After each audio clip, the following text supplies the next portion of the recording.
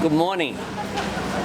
Thanks for joining us on International Women's Day, and today the announcement appropriately will be made by our Shadow Minister for the Status of Women, Tanya Plibersek. We're also in her electorate of Sydney this morning, and it's been a great privilege this morning to talk to Contos and other young women who have experienced the issues that arise, unfortunately far too common, but young women who are combining to campaign, to educate each other, to give support to each other through this period, and to raise education and to raise issues. I think that the emergence, in particular in recent times, of courageous young women like Contos, like Brittany Higgins, like Grace Tame, is changing Australia for the better. We need to change behaviour of men in order to make a difference, and these young women we've met with today are certainly doing that. And I'd ask Tanya. Well, thanks very much, Anthony, and welcome to my electorate. I know that this is very familiar stamping ground for you. You just grew up the road here in Camperdown, not far from where we are today. We're meeting on a day where the rain continues to be torrential, and I know that you'll be saying a few words about the terrible floods that we're experiencing in a moment, and I would join you in saying we are very worried about what's happening across New South Wales, Queensland right now, and our thoughts are going out to those families who are affected, particularly those who've lost loved ones. But it is International Women's Day today, and it is an important opportunity to make an announcement that will keep more people safe in Australia, more young women in particular. Today we're announcing that Labor, if elected, would invest $77 million in respectful relationships programs in our schools, so that every child in every school will have the opportunity of a really good quality respectful relationships education from an early age. We know that we can very appropriately teach young kids how to be better friends, how to play more nicely with each other, how to take turns, how to resolve conflict without violence. And we know we have to be talking to teenagers more explicitly as they enter into romantic and sexual relationships about what a healthy relationship looks like. How do we have relationships that are equal, that are respectful, that don't involve sexual violence or coercive control? There's a lot of evidence about what's already working in our schools, but across Australia today, the delivery of respectful relationships education is very hit and miss.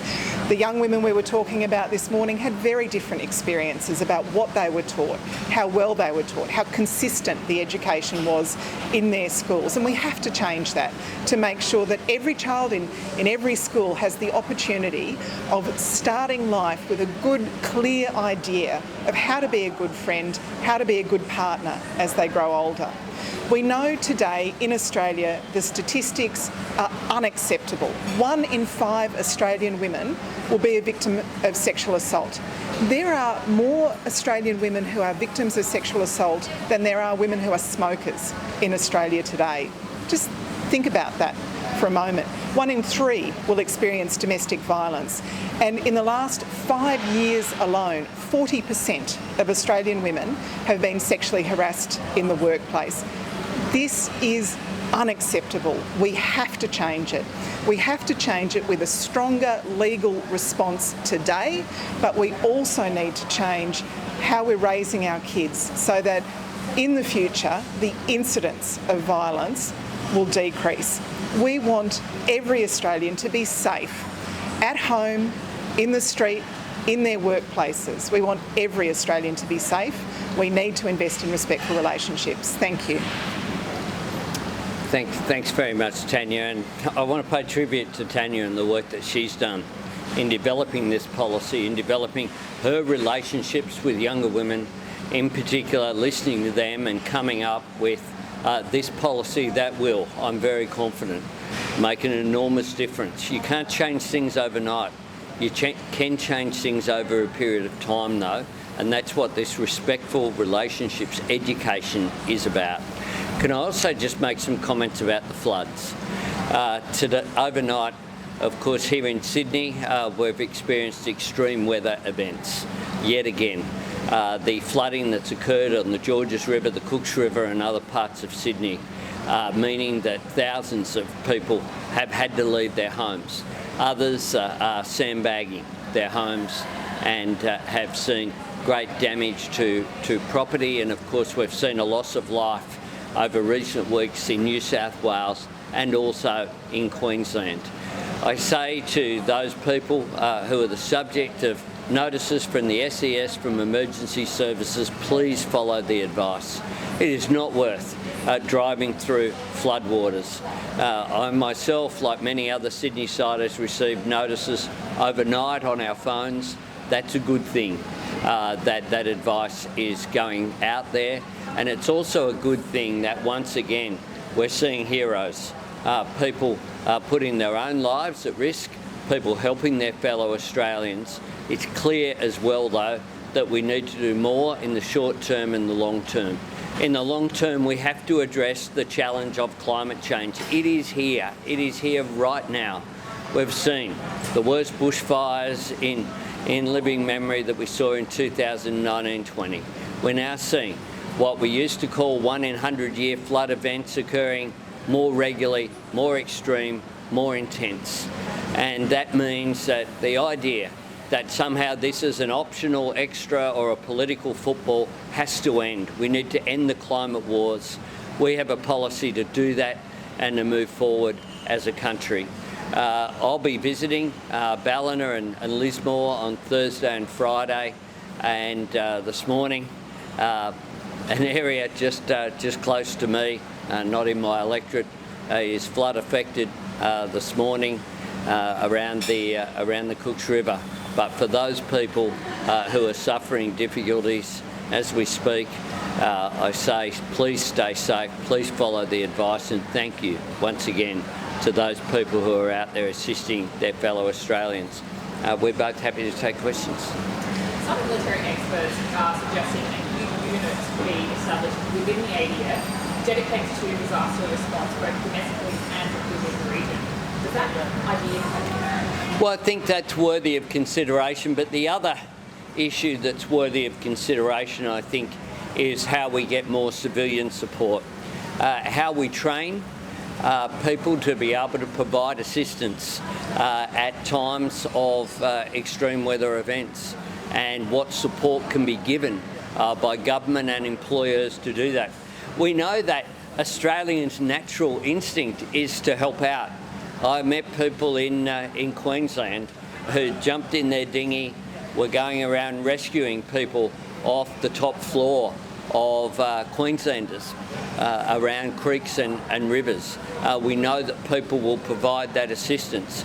We know also that in cleaning up there can be dangers in terms of an increased level of disease, increased issues created if people aren't aware and don't have the education and the expertise which is there. So I think there's a real case for a proper examination of both those issues, both in terms of the Defence Force, the way in which they can assist, and historically they've done so and they're doing so at the moment, and we thank them for it. But also, how do we provide that education and support beyond the volunteers who already do an incredible effort, our SES. The SES in the inner west and around southwest Sydney were out there again this morning. They're out there right now, and they'll be out there around the Hawkesbury, around Windsor, around the mountains, in all of the affected areas. This is such a broad area that's being impacted by these disasters at the moment, that clearly we need to have more of a debate about how we provide appropriate assistance. What do you say on my idea? Well, I think it's a constructive idea that's worthy of consideration and worthy of debate, including with Defence. This isn't a time where you make policy on the run. We're dealing with an immediate crisis right now, but we do need to put in place those measures. The same reason as well, it is beyond my comprehension that the government still continues to say it's okay that the Emergency Response Fund has just sat there for years after it was created without any expenditure being there. That's why in January we announced the Disaster Ready Fund. Quite clear, that's $200 million we've said will be spent at least each and every year. That needs to happen. It needs to happen right now. The idea that this is a term deposit which just earns interest, which doesn't deal with the issues like raising flood levies, like dealing with issues of bushfires, preparing for these natural disasters is completely inadequate. And the fact the government continues to defend its position on the Emergency Response Fund, I find quite staggering. Now, do you think the ADF response to the flood has been quick enough? Because some residents are saying that it should have been earlier. Well, look, I'm not critical of the ADF. That's a decision for the federal government to make, so it's important. I think that we acknowledge that our Defence Force personnel do their best as instructed at any particular time. But clearly there have been issues here with people who were on the roofs of places for a long period of time, for example. There's a need for an explanation there. The ADF have access to substantial helicopters, for example. Why are people having to pitch in and privately hire helicopters when the ADF have access to those resources? I think they are all questions that need answers. The federal government failed to adequately plan and put in ADF faster. Well, the federal government failed to invest money that itself had said that it would. If you go back when the Emergency Response Fund was created, it was $200 million to be expended every year, $150 million on disaster response, $50 million on preparedness. It did neither. What are the main concerns? Well, they need to be looked after. This is now a challenge because it is over such a wide ranging area, and people need to be given whatever support they need. What we're seeing is Australians step up and once again help out their fellow Australians, respond magnificently. We need an equally strong response from different levels of government. A question from the City Morning Herald on today's policy announcement. Maybe you can give us that. 77 million is a new initiative, but it does overlap with some of what the government announced the other day. Sunday they said that they would put 189 million into various programs, including some education consent. Can we assume that Labor will accept what the government's doing and then do 77 million in additional programs? Because of course we're heading into a budget where they'll probably announce other programs for the next tranche of violence against women and children initiative. Are you basically offering more on top when you accept what the government does? Well, we've welcomed what the government has done as far as it goes, but there are a few areas, and indeed we've said that the investment is a good investment for the most part. I'd say where the government's package falls down is in asking and answering that most important question about domestic violence. People too often ask, why doesn't she leave? When the question should be, where would she go and who will help? And Labor's policy to invest billions of dollars in new social housing, including setting aside 4,000 new homes for women and children escaping domestic violence, including investing $100 million in emergency accommodation, and including additional measures like 10 days paid domestic violence leave, 500 extra community sector workers. These are the sort of policies that answer that question, that most important question, where would she go and who will help? So the government's package, as they've proposed it, is fine as far as it goes. We would say that there is more to be done, including some announcements that we've already made, like the 10 days paid domestic violence leave, and like the announcement that we're making today, that will reduce the rates of domestic violence and sexual assault in the future.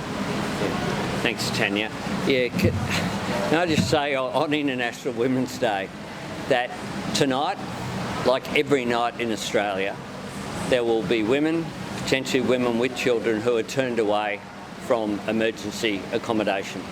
They will have to sleep in their car, or they'll couch surf at a friend's place, or worst possible option, they'll choose to go back to a situation where they're not safe because they've got nowhere else to go. In 2022, that's not good enough, and that's why we, as part of the Housing Australia Future Fund, have said that 4,000 of the additional social housing units will be allocated for women and children escaping domestic violence. And the other issue that we think is inadequate is the response to the Respect at Work report. The obligations that are there in that report on employers. Surely that's not too much to ask either, the implementation of all of the Respect at Work recommendations. Thank you. Last one. Yeah. Prices are hitting record highs. Would Labor lower fuel excise government, and should this be considered in the budget? Well, the issue of petrol prices isn't something that is a new one. It's something that's happened on this government's watch. We have rising petrol prices. We have rising food prices for essentials, meat and vegetables. We have rising costs of accommodation and housing. We have rising costs of living, and everything is rising in this country except for people's wages. Wages are not keeping up with the cost of living. In the last year, real wages have fallen by over 1%. That's why Labor has a plan to lift living standards, including by providing additional support for childcare. Another issue, I mean, a week ago, we're here talking about International Women's Day. A week ago, the government produced bodgy figures based upon bodgy assumptions about childcare policy in order to show that Australians somehow can't afford a decent level of early childhood support in this country. It just shows how out of touch this government is. Childcare policy is about supporting women's workforce participation, as well as lifting productivity, as well as lifting population, the 3 Ps that will lead to economic growth. There are so many areas where this government's response is inadequate. What I look forward to is being leader of a government with strong women like Tanya Plibersek and Penny Wong and Christina Keneally and Michelle Rowland and Catherine King and Julie Collins and others in the Cabinet who play a critical role in making sure as we go forward that we address the whole suite of measures to move towards greater equality for women in this country. Last one. Sure. On another issue, the EU push the war in Ukraine, which is going to be a protracted conflict by the looks of things. We've seen more than 1 million refugees now leave Ukraine. Some may want to come to Australia. That's a matter of guesswork how many might want to come here. Do you think that there's any argument for an increase in humanitarian intake above the current level so that we might be able to take more from Ukraine? Well, we haven't filled our current humanitarian intake. That's the first point. But I think that there is a real case for Australia to be generous towards Ukrainians fleeing this conflict. The Ukrainian people are inspiring. They are showing extraordinary courage, fighting for their own sovereignty, for their right to determine the future direction of Ukraine. But they're fighting for something else as well. They're fighting for democratic values. They're fighting for a much bigger issue than just their own sovereignty. They're fighting for values which are consistent with the values that Australia holds dear.